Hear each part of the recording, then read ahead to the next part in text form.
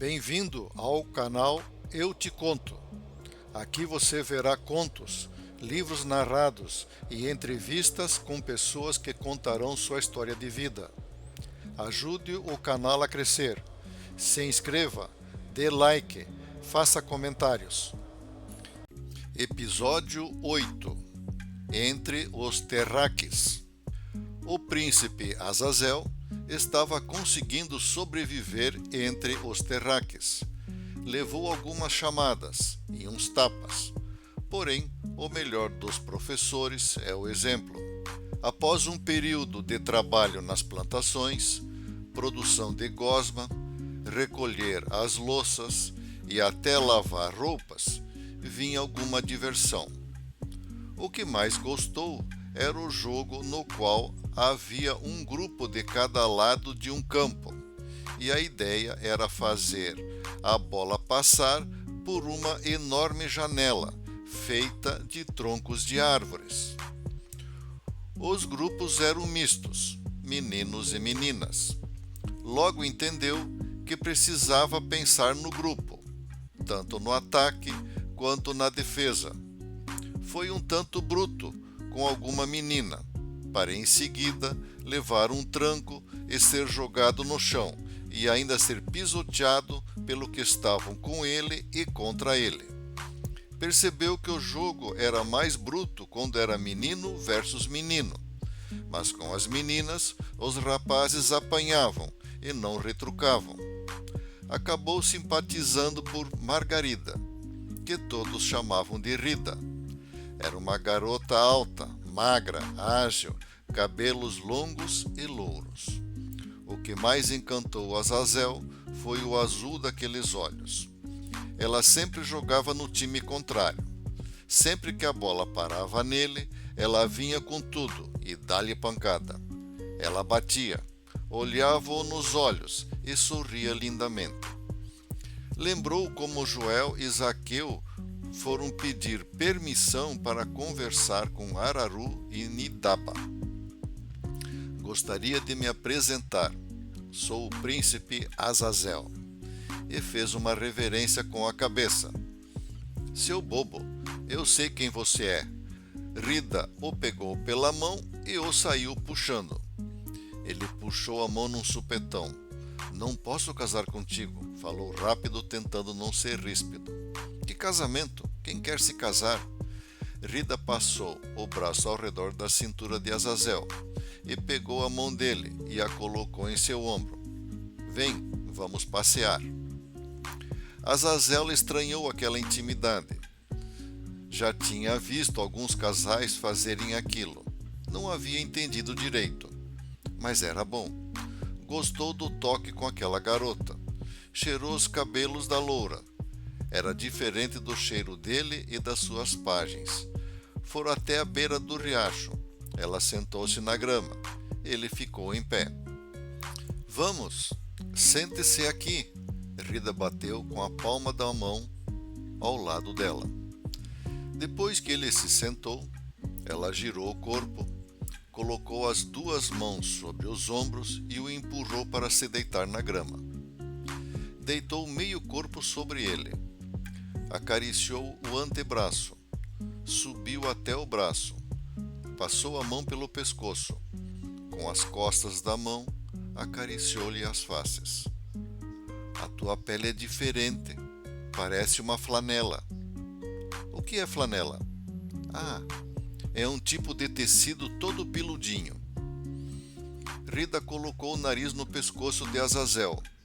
Foi cheirando até a orelha. Azazel sentiu arrepios onde nem imaginava. A penugem mudava de cor, passando do dourado à prata. Você muda de cor, que lindo! Ela apoiou a mão sobre o peito dele. Sentiu algo estranho. Começou a apalpá-lo por cima da camiseta. Azazel achou que estava vendo estrelas em pleno dia ensolarado. Como assim? Você tem dois mamilos aqui? Azazel percebeu. Sua camiseta estava enrolada logo abaixo do pescoço. Rida passava a mão pela sua barriga e depois por uma dupla de mamilos e depois a outra. Que coisa! São 4, 2 de cada lado. Não me diga que tem 2 aqui também. Ela levou a mão entre as pernas de Azazel e apalpou com força à procura de alguma coisa. Azazel, no susto, ergueu o dorso, sentiu falta de ar, achou que estava morrendo e alguma coisa vazou dele. Nossa, que susto! Tem um só. Sentiu a palma úmida. Rida ergueu o corpo e procurou a boca do príncipe, e quando ele percebeu, havia uma língua a mais dentro de sua boca. Ela pegou a mão do rapaz e a levou até o seu seio e o fez apalpar. Azazel teve certeza de que o mundo inteiro cabia na sua mão. Não demorou e todo o acampamento sabia do namoro de Azazel e Margarida. O sacerdote Nabu veio ter com Mamede.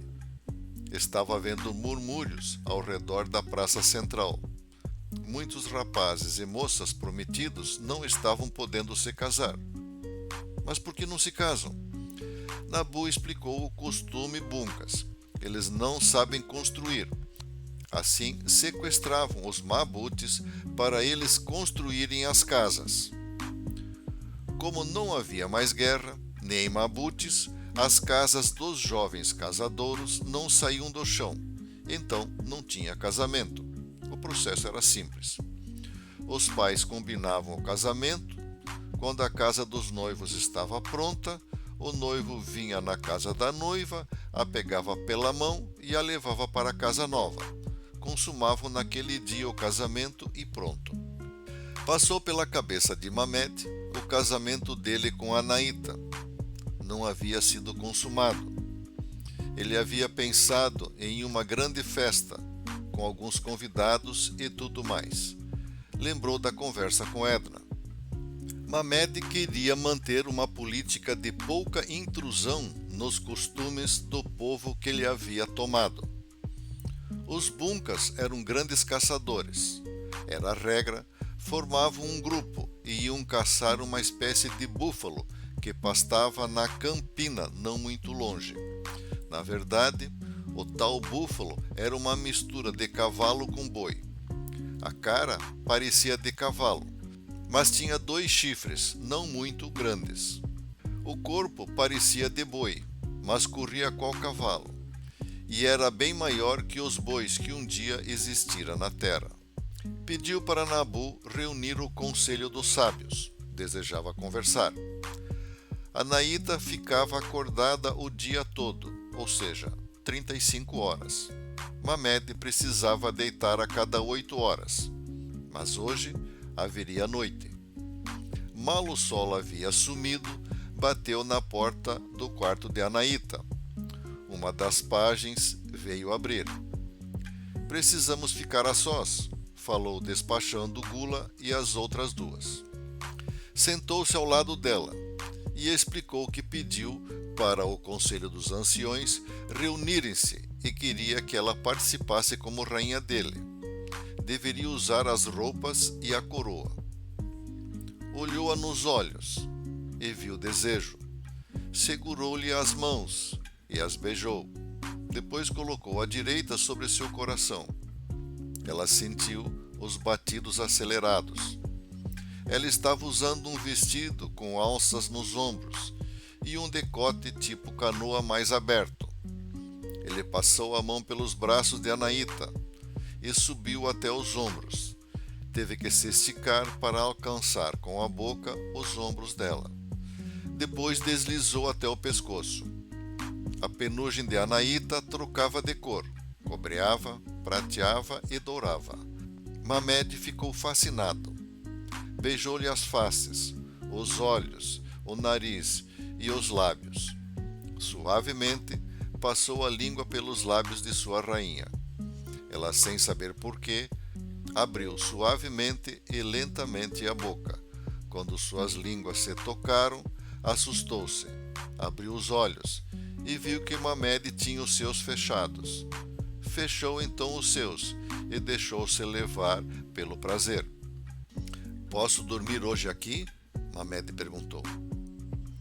O conselho de anciões estava reunido.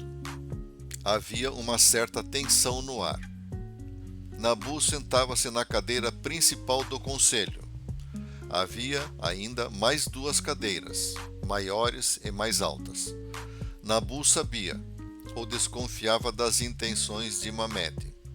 Começara a entender e amar aquele seu estranho rei. 2 soldados, vestidos com uniformes impecáveis, coturnos brilhantes e bem armados, entraram no ambiente e abriram espaço.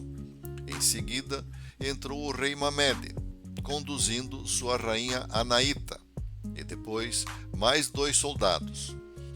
Os anciões se apressaram em ficar em pé e baixar a cabeça, em saudação e reverência. Rei e rainha sentaram-se nas suas cadeiras. Mamed agradeceu a pronta disposição do conselho em atender sua solicitação. Disse saber da situação dos casamentos e tinha uma ideia. A decisão final era dele, mas a opinião franca e leal deles era importante. Explicou que não fariam mais capturas e sequestros dos Maabutes, mas deveriam fomentar um comércio. Não entenderam comércio. Devemos fazer trocas de coisas. O que nós fazemos bem, trocamos com qualquer outro povo, pelas coisas que eles fazem. Ainda não entenderam. Mamed começou a perder a paciência.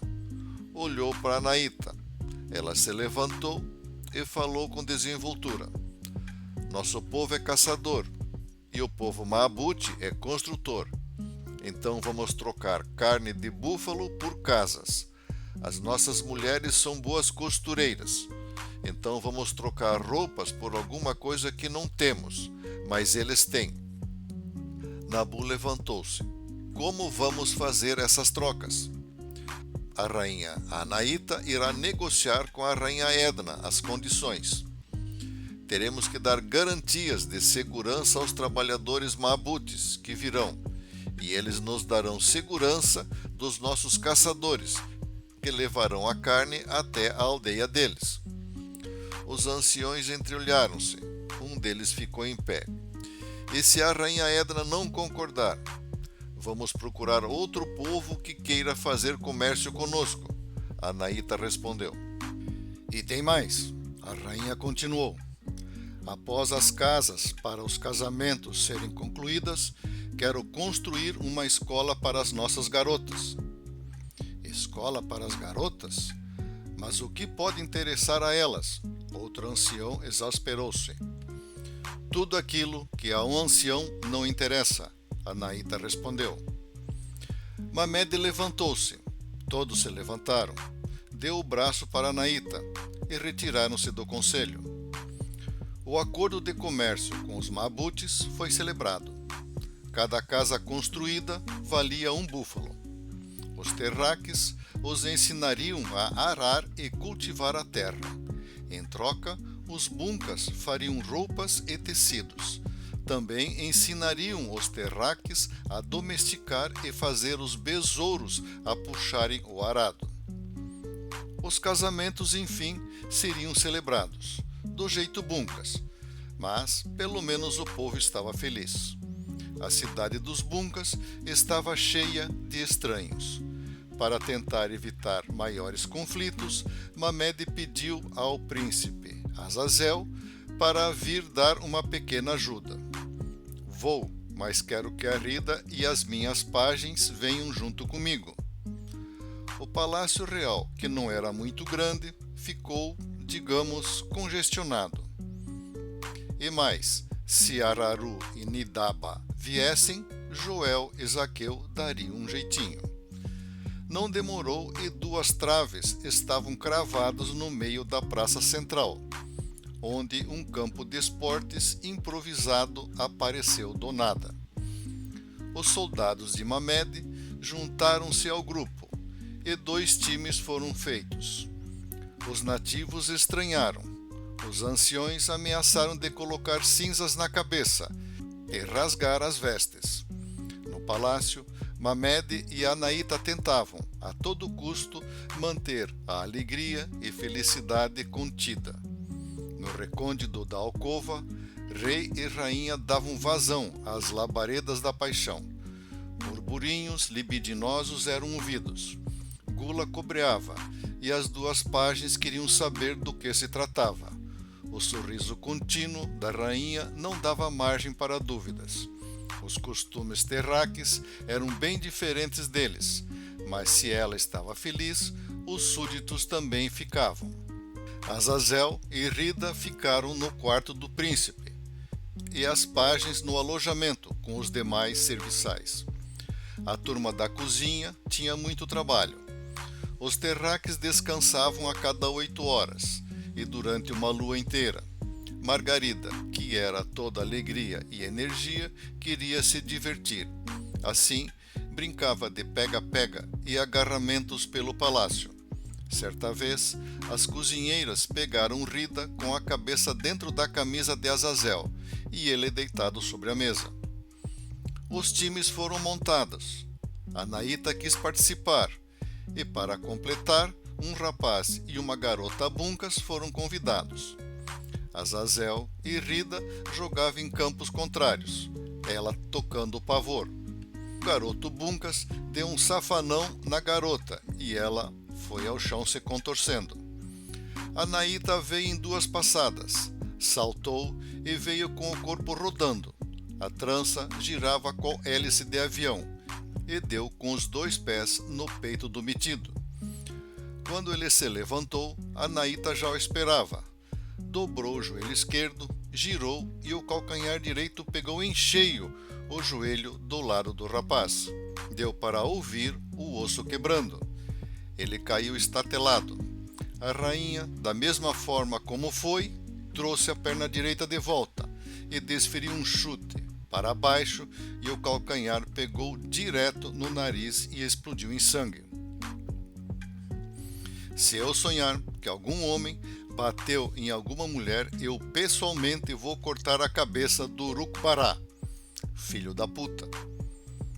Em virtude do tumulto, Mamed apareceu na porta do palácio e veio correndo com a pistola na mão. Chegou junto de Anaíta, colocou a pistola na cabeça do garoto. O coitado urinou-se. Ela ergueu o braço dele e o elevou para o céu. Mamed a segurou pela cintura e a beijou demoradamente. Levem-no para a enfermaria, pediu a 2 soldados. As garotas buncas que assistiam ao jogo correram para Anaíta e, quando chegaram próxima dela, travaram. Nunca imaginariam que uma mulher pudesse fazer aquilo. A rainha levantou os braços e as chamou para si. Algumas poucas mães permitiram que lágrimas escorressem de seus amendoados olhos. Os homens mais velhos estavam horrorizados.